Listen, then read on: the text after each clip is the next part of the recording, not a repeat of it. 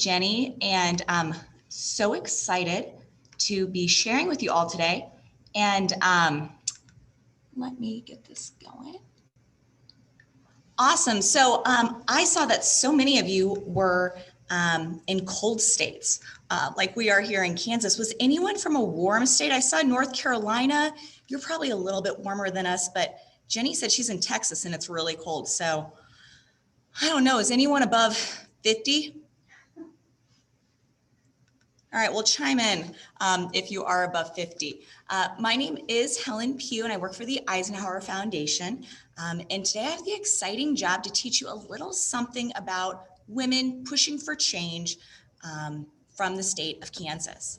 So from the time Kansas became a state in 1861, it's been home to women who have pushed the boundaries, they've overcome obstacles, and explored uncharted areas that weren't open to women.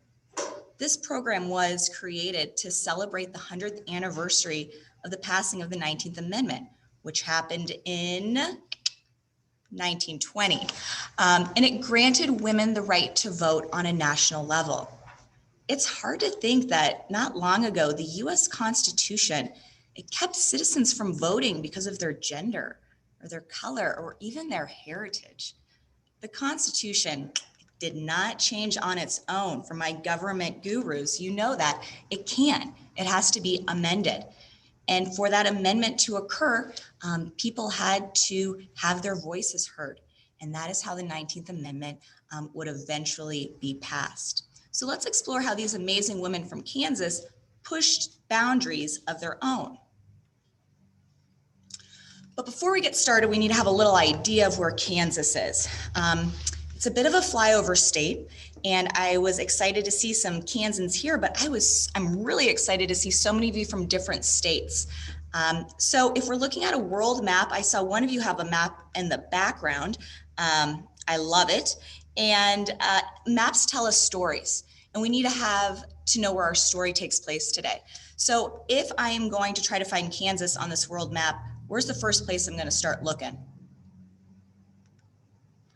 What country is Kansas in? The United States. All right. We have some geography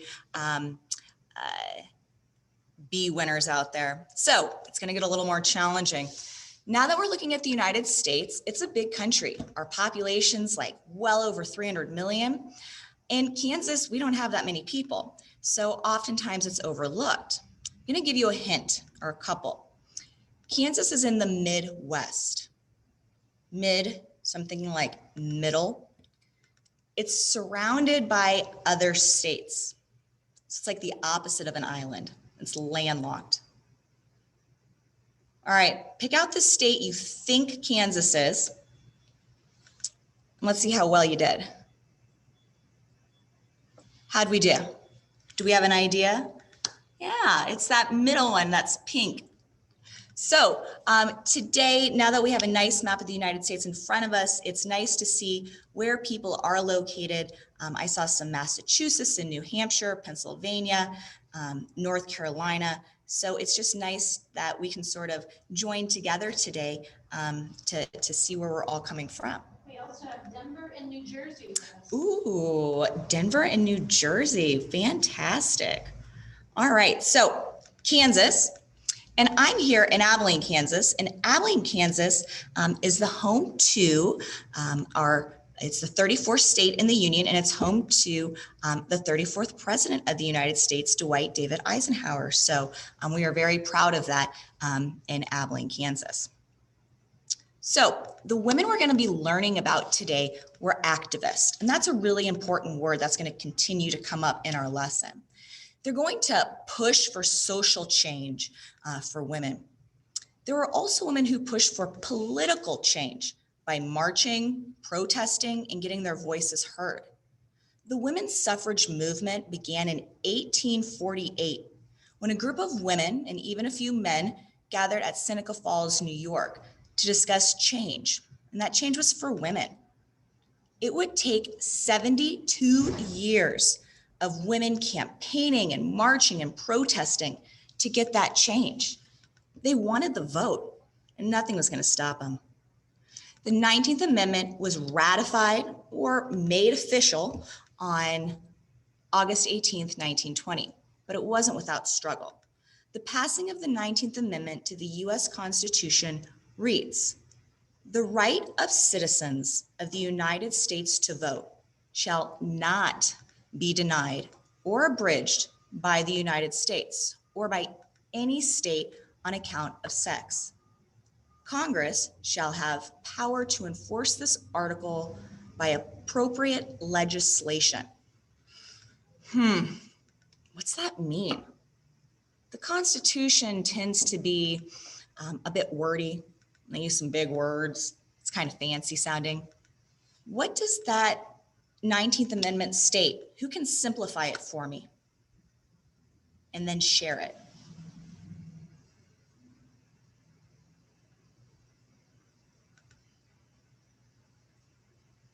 What was ratified in 1920? What did it give people the right to do, no matter their gender? Galileo from Idaho says all women can vote. There you go, Galileo. And it's going to be all women that meet the age requirements, okay? And so if you're 18 and a citizen of the United States and a woman, you are able to vote. It's not going to matter what your gender is anymore, thanks to the 19th Amendment. Way to go, Galileo. So these women that we'll be focusing on today, they continued to push the boundaries for women even after the 19th Amendment. Do any of these women look familiar to you? There might be one you've seen before. What do you think they have in common, other than the obvious that they're from Kansas? Shayla says the pilot, and then Quinley says Amelia Earhart. All right, there you go. Amelia Earhart in the bottom right hand of your screen with the aviation goggles. She's a very famous Kansan, an aviator that we'll learn a little bit more about today. All right, so we're going to span over 100 years and dive into these 5 women's accomplishments in different fields.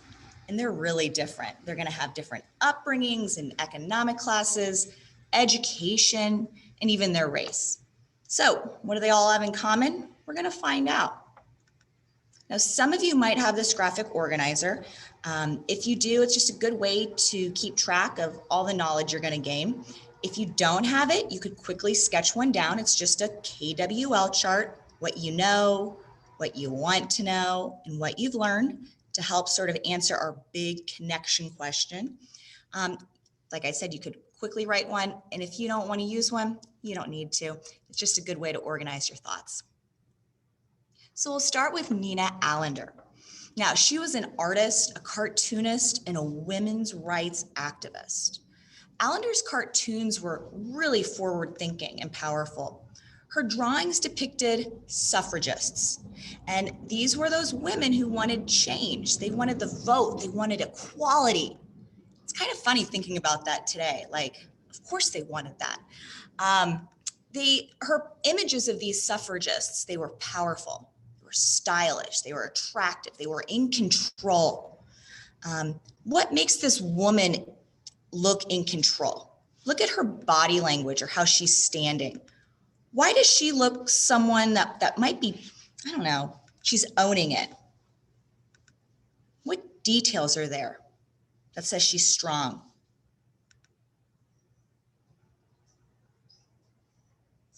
Quinley says hands on her hips.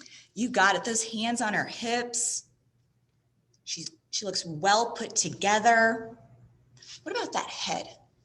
Okay, that chin's held up high. Quinley also says she's stepping forward. Oh, Quinley, great observation. That movement forward, that could even be just symbolic, okay? Yes. Jada's talking about her posture, and Galileo, how confident she looks. Lisa says she's proud. Wonderful observations. And this was different than how suffragists used to be depicted before Allender started creating these cartoons. This is what suffragists were considered, all right? They were looked at in a very negative light. How dare these rowdy women, unkept, uncivilized, uneducated, how dare they think that they should have the right to vote? Who would want to be associated with that image? And so when Nina Allender created these images of a suffragist, and they're actually referenced as Allender girls, women started to go, huh, I could do that. I want that confidence. I want that vote. Okay. So she really had a powerful tool with her pencil to captivate people in altering their thought on what a suffragist is. So Nina Allender was born in Auburn, Kansas in 1873. Is this going to be before the 19th Amendment was passed or after? She was born in 1873. So like, could Nina Allender's mom vote at this time when she was born? You're right, she couldn't vote. Nope, it wasn't gonna happen yet. Both of her parents were educators, and they moved to DC when she was 8. As a girl, she attended art school and quickly became very good at her craft. Her attention shifted to the women's suffrage movement in 1912. And by 1913, Allender became the official cartoonist for the Suffragist publication. And this is where she began to draw her propaganda cartoons pushing for women's rights. Now, propaganda is a pretty good word. What does propaganda mean? Can anyone share the definition with me out there? Propaganda. Farmington Falls is raising her hand. If you'd like to unmute, you can share what your definition with us. Any like work or like art or words that are used to depict something in like an opinionated matter. Oh, that's awesome. Yep, spot on. You're trying to convince someone of something, okay? And then in Nina Allender's case, she's trying to convince people that women should have the right to vote. Great definition.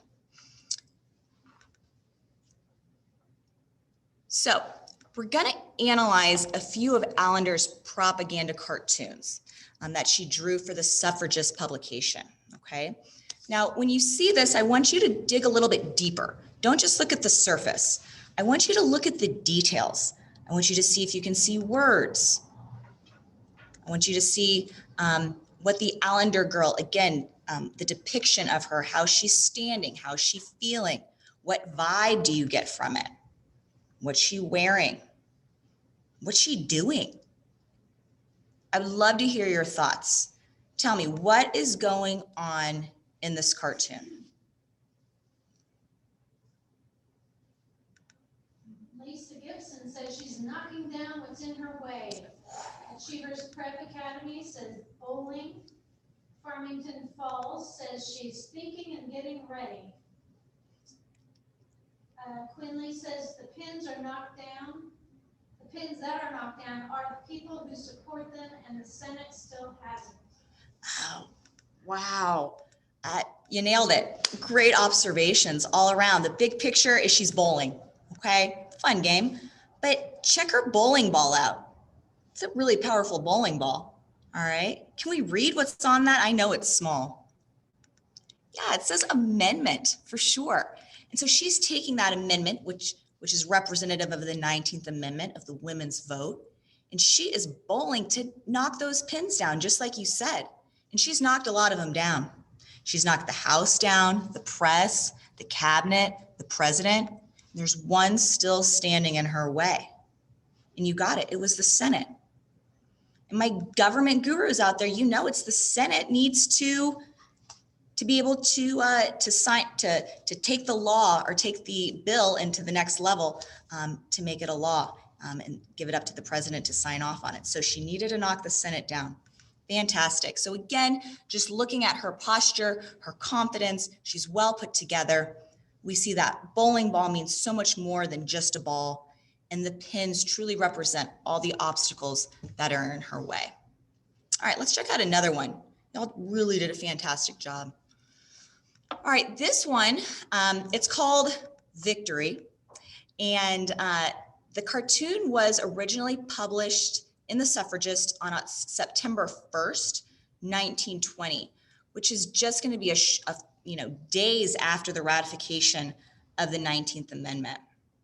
So what do you see going on here? What is going on? How is she standing?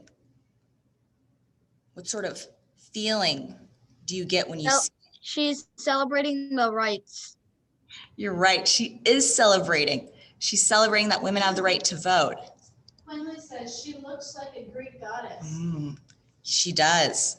Jada says she's proud. Mm-hmm. Galileo says it looks like she's standing on top of the world. It does. That's a fantastic observation. That dome, and I've also had that interpretation that I feel like it's the world. She truly has that power. So Allender drew over 150 cartoons for the Suffragist publication, and it was so hard for me to just narrow it down to 2. So if you get a chance, or this kind of makes you curious, I would encourage you to find more of Nina Allender's cartoons, and you can really see the use of propaganda in them, and they're really fantastic. Nina Allender really pushed the boundaries of women. She used her pencil and talent to show women and men what needed to change. So what boundaries did Nina Allender push through? She could have just kept painting. She was a really good painter. But what did she decide to do, and why do you think she did it? I would love to hear your thoughts on why do you think she did it? Lisa says correct the government. Galileo 5th grade says she was helping the common good. Oh, wow. I love all that. And Farmington Falls says a cartoonist wasn't a common job for a woman at that time. you're absolutely right. And that's just one of the big reasons that history is so cool. And it's such a significant part of what we need to learn, because it's hard to believe that that women never even had the right to vote, and that women still have some ground to cover for equality to happen throughout the world. All right. So our next Kansan is Hattie McDaniel, and she won an Oscar for Best Supporting Actress in Gone with the Wind for her role as Mammy.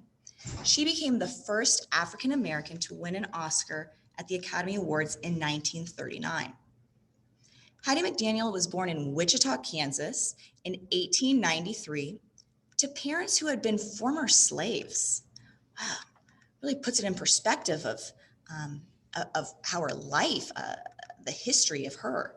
Her father, Henry, joined the Union Army during the Civil War.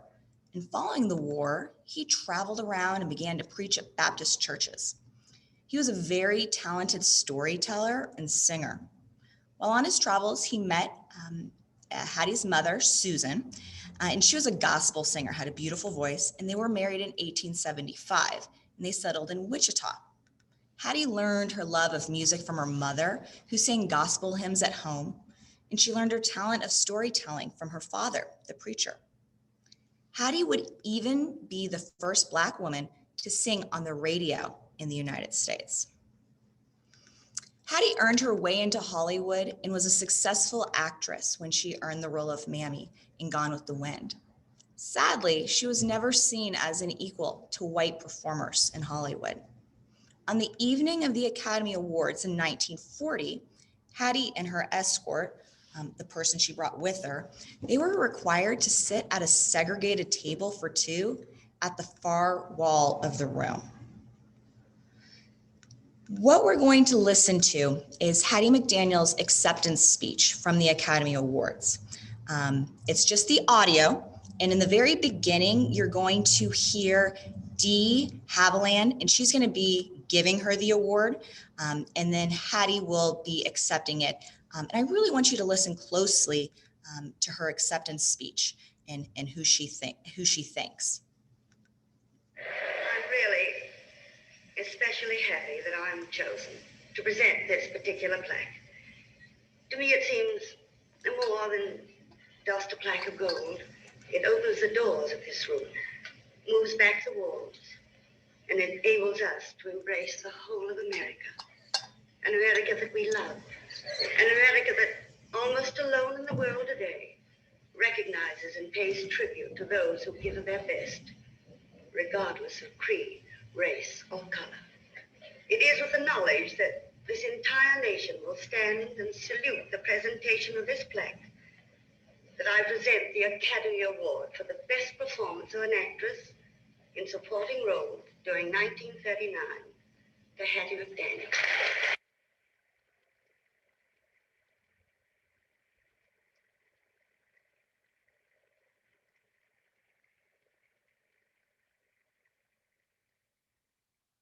Academy of Motion Picture Arts and Science, fellow members of the motion picture industry, and honored guests.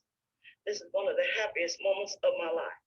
And I want to thank each one of you who had a part in selecting me for one of the awards. For your kindness, it has made me feel very, very humble. And I shall always hold it as a beacon for anything that I may be able to do in the future. I sincerely hope I shall always be a credit to my race and to the motion picture industry. My heart is too full to tell you just how I feel. And may I say thank you. God bless you.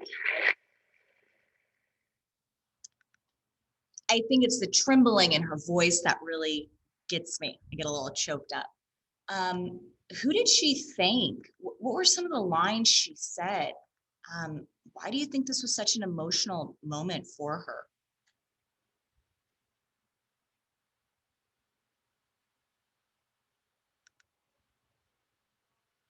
It's hard to think about that the race of someone's skin could prevent them from winning an Academy Award today. But being the first African American to win one was quite the honor, and she took quite a lot of pride in that as well.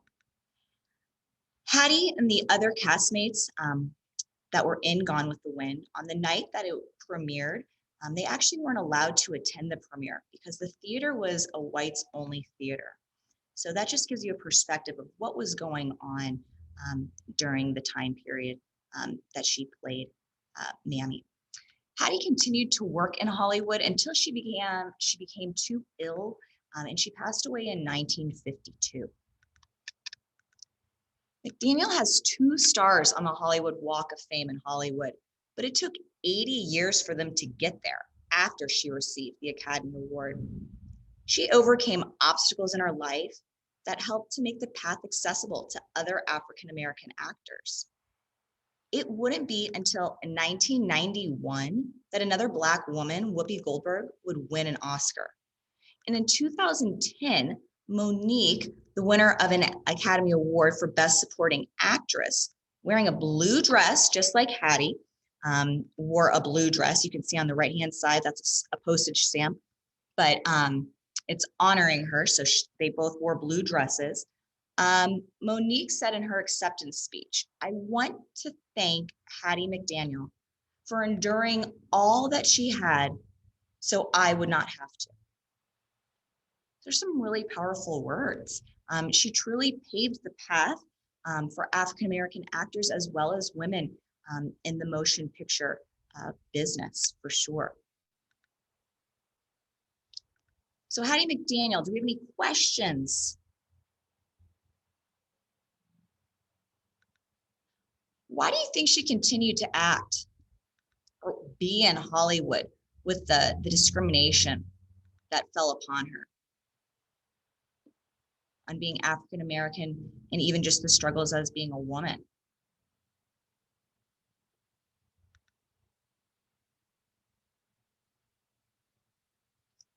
Think of her upbringing, okay?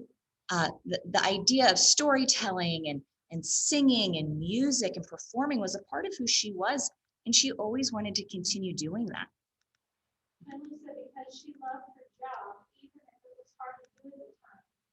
Galileo said her passion and dedication, and Lisa said she felt responsible for change. Whoa, that's a big one, Lisa. All those answers are fantastic, but felt responsible for change. And I really think she did feel that way, especially after the winning of the Academy Award.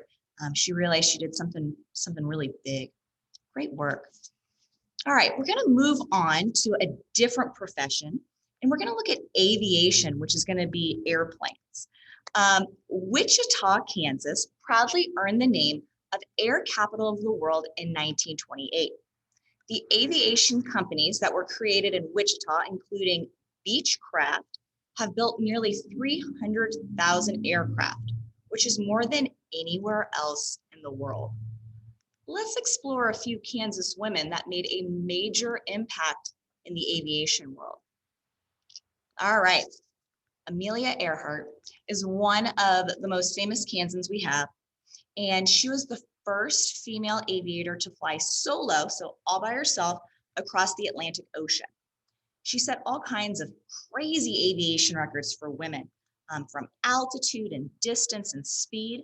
And this was a time when males dominated the aviation world.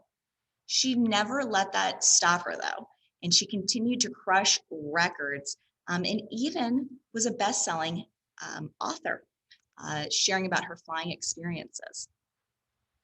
She was born in Atchison, Kansas in 1897. And as a young girl, she went to a fair, a state fair. And they had airplanes flying at the time. And she wasn't very impressed. She was like, that's it.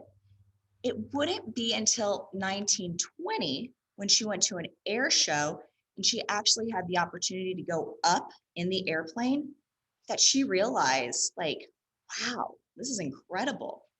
And she's quoted saying, as soon as we left the ground, I knew I had to fly. It didn't matter to her that it was a male-dominated world she was going to enter. She started to take lessons and earned her license in 1921. She continued to fly, and in her spare time, she went back to school. By 1928, Earhart was flying for a living, and she was even giving lecture tours. She was a big activist for women's rights and in aviation. Now, she continued to reach new heights, and like I mentioned earlier, setting all sorts of records. And one of her most well-known accomplishments was flying solo across the Atlantic. Now, it's kind of an interesting story. She was to start off in Newfoundland. Does anyone know where Newfoundland is? It's a country that's just north of the United States. That's right, Canada. So she was going to go from Newfoundland, Canada to Paris, France, cross the Atlantic. So she had her map, she had her strategy, and everything went wrong. The winds were super strong. It was very, very icy, and it was just even mechanical issues. So what ended up happening is she didn't make it to Paris, France, but she did cross the Atlantic, and she ended up landing in a farmer's field in Ireland. And when she landed, she kind of looked around like, okay, I'm safe, I'm all together. And she said she just remembered seeing cows everywhere. And she was like, I think I made it. And she did. And it was huge. And her face covered newspapers from the United States to Europe. She received the Distinguished Flying Cross from the US government, which had never been given to a woman before. And I think my favorite part of this whole story was when she reflected back on it. She said, jobs requiring intelligence, coordination, speed, coolness, and willpower can now be open to women because, she showed that she could do it. So she didn't just say what women can do, she did it. And no one could question what she was capable of and what future women could do. Amelia was part of the formation of the 99s, which was an organization for female pilots. She became the 99's first president in 1931. The original mission of the 99s was to support and encourage female aviations. This picture is of the first official meeting of the 99s in 1931. Today, the 99s is an international organization of women pilots, and they still promote and encourage female aviation through education, scholarships, and they continue to support women who love to fly. So it's nice to see something that she helped to create for women, to support women. It's continued on much longer than she ever thought possible. Lindley is asking, why is it called the 99? It was, so at the time, that's a great question, Quinley.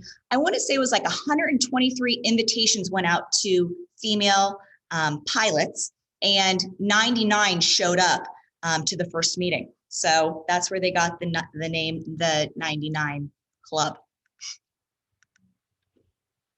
Sadly, Amelia Earhart vanished on her quest to fly around the world in 1937 at the age of 40.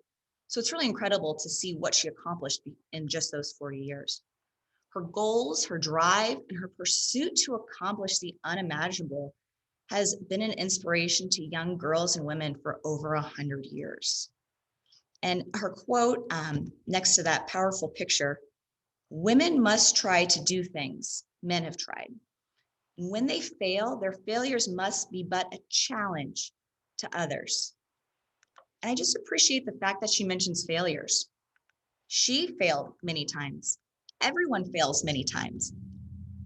But what's significant about that quote? What does she say about failure? When you fail, what should you do? What should happen? Just walk away. Just stop trying. I'd love to hear your thoughts. Lisa says to learn from it. Mm. And Jada says challenge to others. Ooh, I love it. Farmington Falls says get up and keep going. That's right. And I think that's just such a great concept of the women's suffrage movement. When you look at all of these women, I mean, this started back in the mid 1800s, okay? And you pick it up and you keep moving, okay? And you could apply that to really anything in life. So failure, you learn about yourself with failure.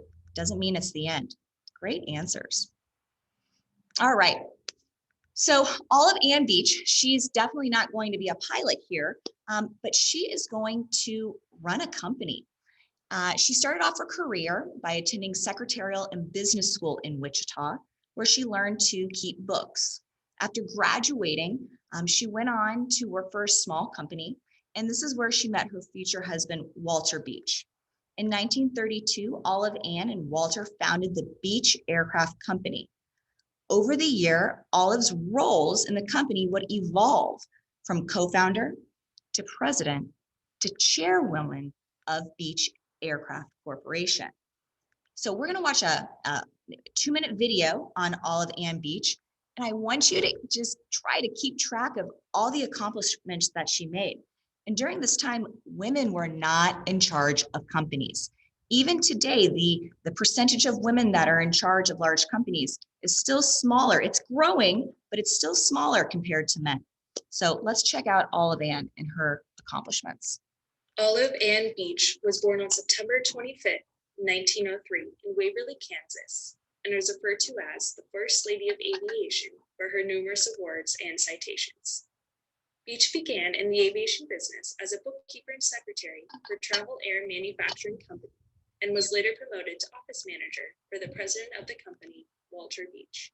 Travel Air merged with Curtiss Wright Corporation, and in 1930, Olive and Walter were married and had 2 daughters together. In 1932, Beech's husband started Beech Aircraft Company in Wichita, Kansas, and acted as president while she was secretary-treasurer. Beech always found ways to promote the company and suggested using a female pilot, Louise Thadden, to fly the company's Beechcraft Staggerwing in the 1936 Transcontinental Bendix Trophy race to prove that anyone could fly the aircraft. Thadden won the race, defeating all her male competitors. By 1940, her husband fell ill, so she took leadership and pushed for the company's continual success.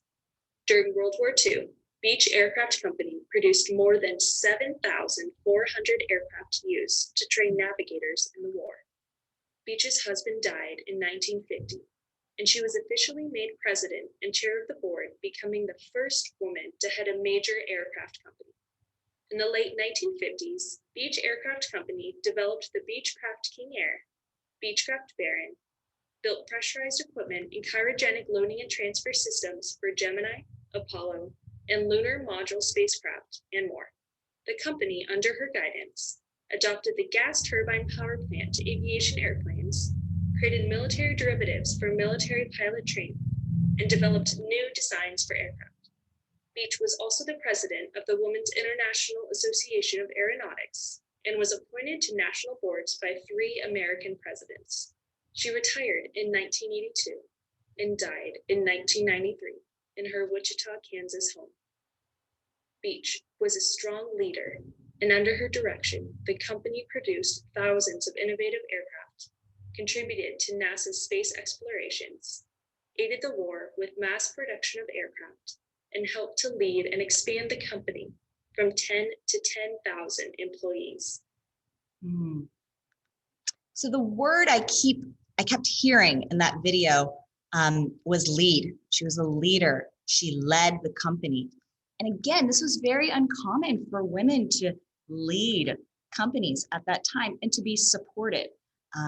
But she reached that level and she really did incredible things. The picture that you see on your right, I suppose, is of her and her husband, Walter. And this is in one of their factories in Wichita. And it just gives you an idea of how many planes were produced, okay? And you know, the video referenced the large amount of planes that were produced for World War II. And then following World War II, how they contributed to space exploration with NASA. So she didn't just keep things moving, she led the company into different areas and really created new parts of the company and created new jobs. So Olive Ann Beech is quite the leader for women as a CEO and a business leader, but just for women and what they could accomplish. So Olive Ann Beech really did fantastic things down in Wichita and in the United States. So our last woman of Kansas today is going to be Lynette Woodard, American basketball legend. And Lynette Woodard is going to be our only Kansan that is alive today. Now, when you think of Kansas, and maybe you don't ever think of Kansas, but if you do, you might be familiar with basketball because we're kind of a big basketball state. You might love or hate a couple of the teams in Kansas, but basketball was brought to Kansas by Dr. Naismith, who had invented it, and he coached at the University of Kansas. And so basketball is just sort of like a cultural norm for Kansas kids. We love to play it, even when it's crazy cold outside. And obviously it's a sport that's loved by many across, the US as well as the world. But Lynette Woodard, she loved playing basketball, and she grew up in Wichita. And so we have a couple from Wichita, and she was born in 1959. And it was her brother that introduced her to the sport. He really just needed someone to shag balls for him. And he called his little sister out one day, and that's where it started. And so it's something as simple as all of these incredible women that reached these heights, they all started off as kids like you, all right? And then they did just the incredible by doing what they love and what they're passionate about. So I just think it's a cool concept, to reflect that you should just continue to do what you love. She played in high school. She won a couple state championships, and then she went on to play for the University of Kansas. She was the first team All-American in basketball, and she still holds the all-time leading score record in women's basketball.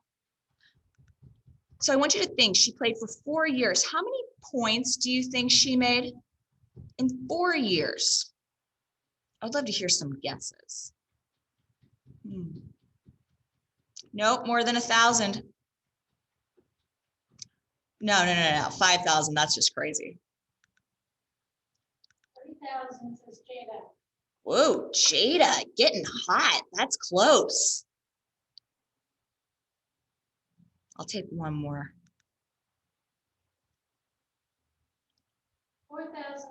Cheevers Prep Academy? Ooh, at Cheaters Prep Academy, you might be the closest, but you did good work. 3,649 points. It's been 45 years, and that record still holds. All right, so we're talking crazy amounts of points that were scored. And so people started talking about Lynette Woodard. They're like, whoa, she has crazy skill. And for women at the time, after college, that was about it. But it wasn't for her, because she went on to become the first female Harlem Globetrotter in 1985. That means she was the first woman to play on a men's professional basketball team. So let's check out this quick video. Throughout February, the Harlem Globetrotters celebrate Black History Month. Today, we highlight one of the most significant African-American women athletes. In 1985, Lynette Woodard joined the Harlem Globetrotters and became the first female to ever play on a men's professional basketball team. Since Woodard, women have continued to prove they can play with the men. Today, there are 3 women on the Globetrotters roster: TNT, Sweet J, and Ace. All right, Lynette Woodard. From the Harlem Globetrotters, she went on and continued to play. In 1984, she took the U.S. women's basketball team to the Olympics, and they won the gold. So really, just so many accomplishments here. Following her Olympic and Globetrotting years, basketball can kind of wear and tear on you. She hung up her basketball shoes and she went to work as a stockbroker. But in 1996, the Women's National Basketball Association, the WNBA, was created. This would be professional women's basketball. She came out of retirement. She had to at the age of 37, and she played for 2 seasons and really enjoyed her time playing as a professional basketball player. Woodard was inducted into the Basketball Hall of Fame in 2004, and she's currently the women's head basketball coach at Winthrop University in South Carolina. What an incredible woman. I mean, all those accomplishments. What accomplishment do you think was probably the most challenging? If you had to look at playing at the university level at KU, or playing for the Globetrotters or the WNBA or the Olympics, coaching, which one do you think might have been the biggest challenge for Lynette Woodard? Jaden says coaching. Lisa says, I also saw her on Sesame Street. Oh, cool. Sesame Street, they get like everybody. Coaching is definitely going to be a challenge, okay? But she could take all that experience that she learned and instill that into her athletes. Cheevers Prep Academy says retiring. Oh, that's exhausting what she's accomplished, right? The playing for the Harlem Globetrotters, thinking that playing with men professionally, it's fun to hear the interviews from those male Globetrotter teammates of hers of how tough she was, how she would definitely throw some elbows and just really earned her way onto that team and excel. So again, we're looking at the slide we looked at before we started, and I still have that same question. What do these women have in common? It's easy to see the differences. They grew up at different times in history. They had different goals. Some came from wealth while others didn't. What connects them? Farmington Falls is raising her hand.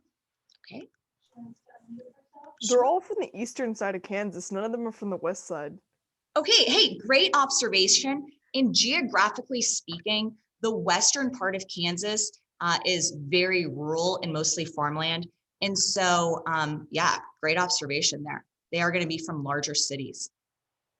Lisa said they're women pioneers. Galilea says perseverance. Great words. Keep them coming, and I'll show you what I have. They're all activists. They all were pushing for change, whether they knew it or not. They continued to do what they loved. They were powerful women. Again, not seeking power, but that power came to them based on what they accomplished. They inspired countless amount of women in the past and in the future and even today. They were leaders. They challenged what the social norm was. They explored uncharted waters. They misbehaved. They did things that they weren't supposed to do because they were women. That's kind of my favorite one. And they were all from Kansas. And they were driven. So I want you to think, do you have a connection with one of these? Did one of these women stand out to you that you're like, whoa, I had no idea. That was cool. Do you have any artists that you might have connected to Nina Allender, or actors? Someone that's very business mindset. You want to be a millionaire, or a pilot, or an athlete. Take that connection you made with one of these women, you two boys, okay, and find out a little bit more about them. Or take your state and research the women that have changed the way people look at women, or how they push the boundaries, their contributions. Achievers Prep Academy says The actress, Hattie McDaniel, yeah, wow. And you know, I started off with like 32 women, and I really had to narrow it down. So there's so many women out there, and what you need to remember is with history, okay, you don't have a lot of women authors writing history back in the day. So oftentimes the perspective was based off a male perspective. So just historically, even in textbooks, we tend to learn more about men than women. So you need to do a little digging on your own to find out what incredible women are from your state. All right. Do we have any questions or thoughts or comments? Lisa said Olive and Beech. Yeah, one tough cookie. Well, keep the questions coming. I'm really thankful that you joined us today. I hope you have a little more connection to the state of Kansas. Thanks for joining us. If you would like more programs from us, we do provide them on Thursdays, and you could visit us at Ike Education with the Eisenhower Foundation. And I'll leave you with another quote from Amelia. Women like me should try to do the impossible. And when they fail, their failure should be a challenge to others. So again, do the impossible. It's okay to fail. Just challenge yourself and others. Thanks again. Wow, thanks so much, Helen. Yeah, we're so glad to have your knowledge, your expertise here. So glad to hear those stories of those women. If any of you have questions, feel free to use the raise hand feature. I'm happy to call on you, or you can type your question into the chat box and we will try and get those answered for you. But if you do need to go ahead and sign off, please feel free to do that as well. And we hope to see you again at another PPSP presentation.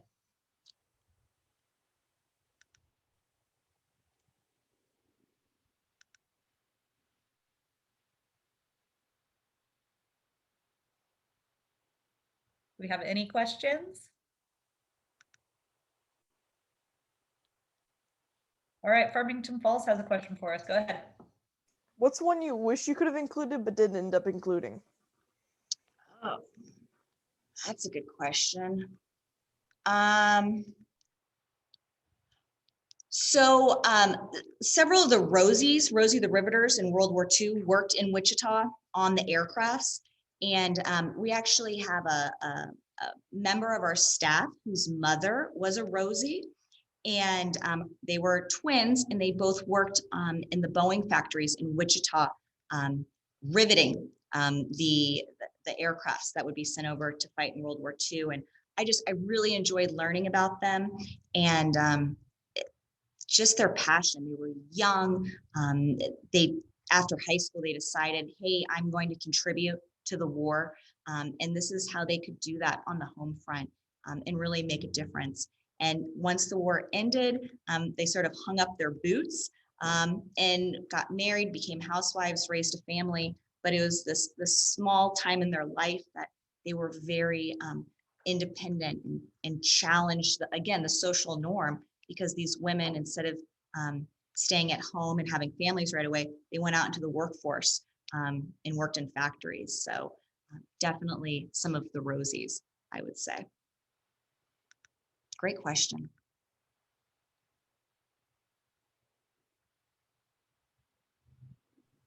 Any other questions for Helen before we sign off?